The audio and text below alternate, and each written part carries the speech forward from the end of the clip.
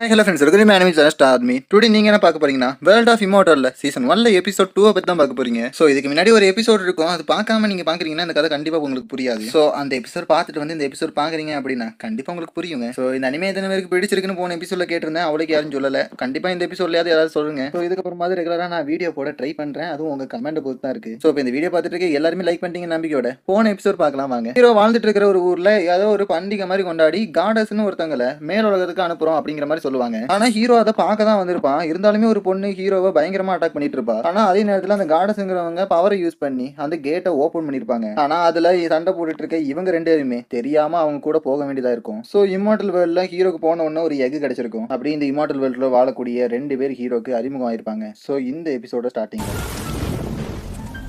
அப்படின்னா நீங்க மோட்டல் வேர்ல்ட்ல இருந்து வந்திருக்குன்னு சொல்றீங்களா? அப்படின்னா சரி, நான் அன்டையிங் செட்டை சேர்ந்த வாங் ஜீஃபன் எங்க செட்டோட லீடரான ஈவில் கிங் கூட அந்த ரிலீம்ல இருந்து தான் வந்தாரு அப்படின்னு ஜிங்பிங் பேசிட்டு இருந்தா. அப்படின்னா இவன் என்னோட பவர் ஃபுல்லா இன்க்ரீஸ் ஆகி நான் இந்த இடத்துக்கு வந்திருக்கேன்னு நினைச்சிட்டு இருக்கானா அப்படின்னு நினைச்சிட்டு இந்த உலகம் எப்படிப்பட்டது அப்படின்னு இவங்க கிட்ட கேட்கவும், இந்த இம்மார்டல் வேர்ல்ட்ல நிறைய கிளான்ஸ் இருக்காங்க. ஒவ்வொருத்தங்களும் ஒவ்வொரு விதமான பவர் யூஸ் பண்ணுவாங்க. ஆனா ஸ்ட்ராங் ஆனவங்கன்னு பாத்தீங்கன்னா 5 கிளான்ஸ் தான். சோ ஃபர்ஸ்ட் கிளான் அந்த மோட்டல் ஷெட்டிங் அப்படின்னு சொல்லுவாங்க. சோ அங்க இருக்கிறவங்க எல்லாம் மார்ஷியல் ஆர்ட்ஸை பயங்கரமா கையாளுவாங்க. சோ ரெண்டாவது இன்சைட் பிரேசர், இவங்க வெப்பன்ஸை கையாளுறது மட்டும் இல்லாம இயற்கைக்கு எதிராக நிறைய பவர்ஸ் யூஸ் பண்ணுவாங்க. அதுலயும் லெவல் 9ல இருக்கிற மாஸ்டர்ஸ்லாம் அங்க நிறைய பேர் இருக்காங்களாம் அப்படிங்கிற மாதிரி இந்த பையன் பேசிட்டு இருந்தா. அதுவும் உண்மைதான், உங்களை மாதிரி பவர்ஃபுல்லா இருக்கிற ஆளுங்களா மட்டும்தான் நிர்வாணா ரிலீமை தாண்டி அடுத்த ஸ்டேஜுக்கு போக முடியும். அப்பேற்பட்ட ஆளுகளை மட்டும்தான் எனக்கும் பிடிக்கும்.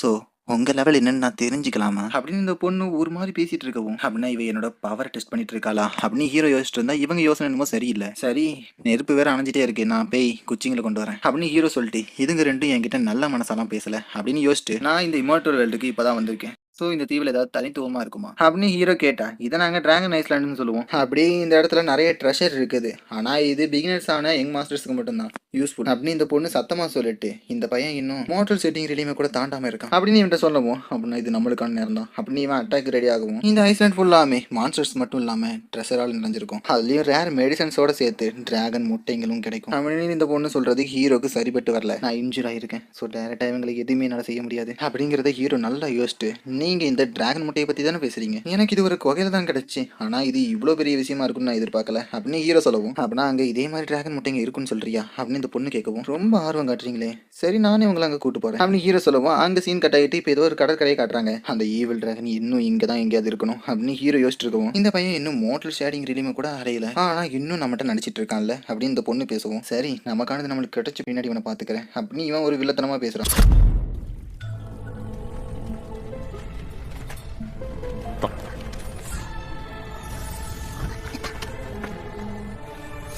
பாத்தியா, இந்த முட்டை எடுக்கிறதுக்கு அவன் தான் ஹெல்ப் பண்ணியிருக்கான், நீ ஏன் தேங்க் பண்ணக்கூடாது அப்படின்னு இந்த பையன் சொல்லவும், அட எனக்கு நன்றிலாம் ஒன்றும் சொல்ல தேவையில்லைங்க அப்படின்னு ஹீரோ சொன்னான். அடடா நாங்கள் என்ன கொடுத்தாலும் நீ வாங்கி ஆகணும்ப்பா அப்படின்னு இந்த பொண்ணு சொல்லவும், நான் உங்களுக்கு டிராகன் முட்டை எடுக்க ஹெல்ப் பண்ணியிருக்கேன், ஆனால் என்ன செய்றீங்க நீங்கள் அப்படின்னு ஹீரோ கேட்டா. அடடா இது ஒரு ரேரான பொக்கிஷன்டா, ஸோ எங்ககிட்ட இது இருக்கிறது யாருக்குமே தெரியக்கூடாது இல்லை அப்படின்னு இந்த பொண்ணு சொல்லிட்டு இருக்கவும், இந்த பையன் என்னமோ அந்த முட்டை கிட்ட போயிடுறான். ஆனால் அந்த இடத்துல சத்தம்லாம் வித்தியாசமாக கேட்க ஆரம்பிக்குது. சீக்கிரமா இவனை போட்டு தள்ளு அப்படின்னு இந்த பையன் கத்துனா. ஹீரோ என்னமோ அசால்ட்டா நின்றுட்டு இருக்கான். கண்டிப்பா அந்த ஈவில் டிராகன் இங்கே தான் எங்கேயோ பக்கமா இருக்கும்னு நினைக்கிறேன் அப்படின்னு ஹீரோ யோசிச்சுட்டு இருந்தா. அதே மாதிரி தான் இருக்கு, அந்த டிராகன் வெளியே வந்து பயங்கரமா கத்திட்டு இருக்கவும், இந்த நேரத்தை நம்ம ஹீரோவுமே யூஸ் பண்ண விரும்புறான். அது இவங்களோட ஸ்பிரிச்சுவல் ஆராவை தான் அட்டாக் பண்ணணுங்கிறனால ஹீரோ அதை கட்டுப்படுத்திட்டா. ஹீரோக்கு எந்த டேமேஜும் இருக்காது அப்படிங்கறத அவன் பிளான் பண்ணி வச்சிருக்கான். அது மட்டும் இல்லாம அதை யூஸ் பண்ணி இவங்களை போட்டு தேடிடலாம் அப்படிங்கிற ஒரு பிளான்ல அவன் செயல்படுறான். ஆடா ஒருத்தனை கொன்னுட்டனா அப்படின்னு ஹீரோ கேட்கவும்,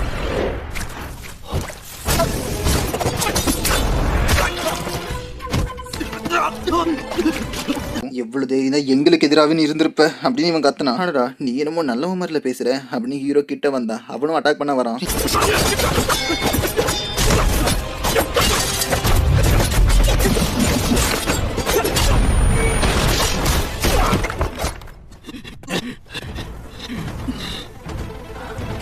எங்களையே எதிர்க்க துணிஞ்சிருக்க கூடாது, உன்னோட அழிவை நான் காட்டுறேன் அப்படின்னு இவன் அன்டையிங் டிமாட்டிக் ஆர்ட் அப்படிங்கிற ஒன்னை யூஸ் பண்றான்.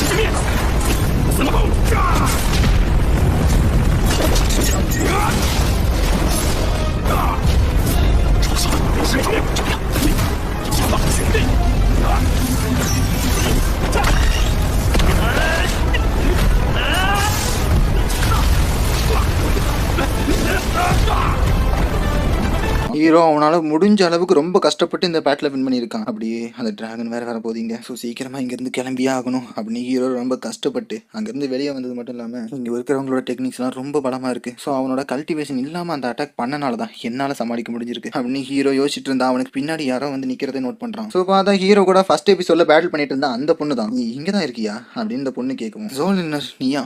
ஆனா பாத்தியா உன்னோட ஓல்டு ஃப்ரெண்டை இப்படி சந்திச்சிட்டு இருக்க அப்படின்னு நம்ம ஹீரோ சொன்னா, ஐஸ் வச்சுட்டு இருந்து தப்பிக்கலான்னு பாக்குறியா? உன்னாலதான் நான் இங்க வந்திருக்கேன் அப்படின்னு இந்த பொண்ணு சொல்லவும், இந்த இடம் ரொம்ப ஆபத்தானது. ஸோ உன்னோட பகை எல்லாத்தையும் தள்ளி வச்சுட்டு இங்க இருந்து தப்பிக்கிறதுக்கு ஏன் ஒன்னா ட்ரை பண்ணக்கூடாது அப்படின்னு ஹீரோ கேட்கவும், எதோட ஒதுக்கி வைக்க சொல்ற அப்படின்னு இந்த பொண்ணு பயங்கர காண்டாயிட்டு நம்ம ஹீரோ அட்டாக் பண்ண வரா. ஸோ ஹீரோவுமே அவனை சமாளிக்க ரெடி ஆயிட்டான்.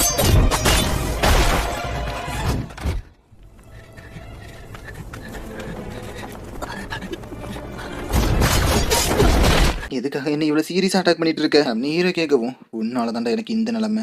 உனக்கான பயங்கரமான சாவை நான் தானே தரணும் அப்படின்னு இவன் நெருங்கி வந்தா ஹீரோ பின்னாடி ஏசியன் டைனோசரஸ் ரெக்ஸ் அப்படிங்கிற ஒண்ணு நிக்குது. இவளுமே இதை பார்த்துட்டு பின்வாங்குறது மட்டும் இல்லாம இங்கே செத்துரு சரியா அப்படின்ட்டு கிளம்பவும், என்னடா இவ வளர்றா அப்படின்னு ஹீரோ எந்திரிச்சா அவனுக்கு பின்னாடி இப்படி ஒண்ணு நின்னுட்டு இருக்கு.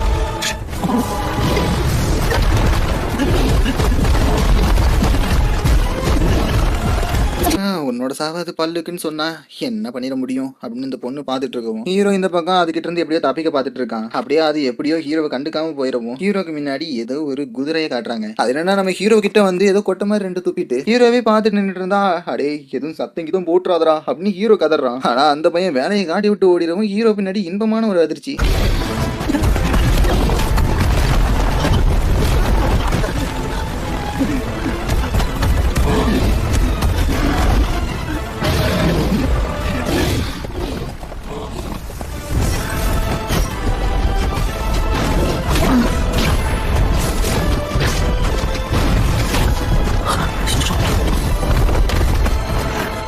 அந்த யூனிகான் எனக்காக தான் இந்த மாதிரிலாம் பண்ணிட்டு இருக்கா அப்படின்னு ஹீரோ யோசிச்சு எழுந்திரிச்சிட்டு இப்போ வேற இடத்துக்கு அவனால முடியாம நடந்து வந்துட்டு இருக்கான்.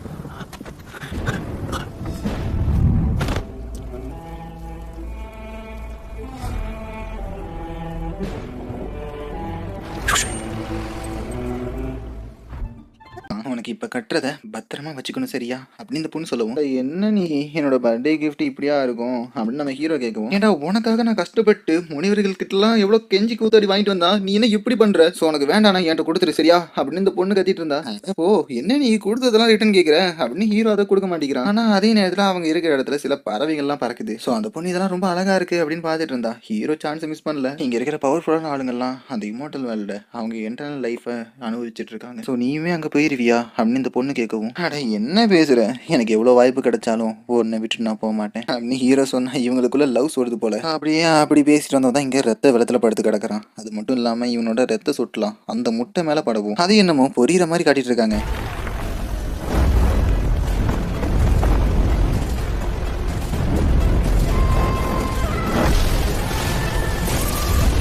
என்னோட இளமை காலகட்டத்தில் இந்த எல்லோ ரிவரில் ஹெவன்லி ஸ்டீல் மெத்தட்னு ஒன்று கண்டுபிடிச்சேன். ஆனால் அப்போ என்னோட கல்டிவேஷனில் ஒரு பிளாக் இருந்தனால என்னால் அதை கரெக்டாக புரிஞ்சிக்க முடியல. ஆனால் இப்போ இந்த டிராகன் முட்டையை வச்சு என்னால் அதை புரிஞ்சிக்க முடியும். அப்படியே என்னோட காகியத்தை ஹீல் பண்ணது மட்டும் இல்லாமல் மோட்டல் ஷெட்டிங் ரிலீமுக்கும் என்ன இது கூட்டு போயிருக்கு. அது மட்டும் இல்லாமல் எனக்கு கிடைச்ச இந்த புது டெக்னிக் அப்படின்னு ஒரு பேக்ரவுண்ட் வாய்ஸ் கேட்கவும் ஹீரோ ஏதோ ஒரு டெக்னிக் யூஸ் பண்ணுறான்.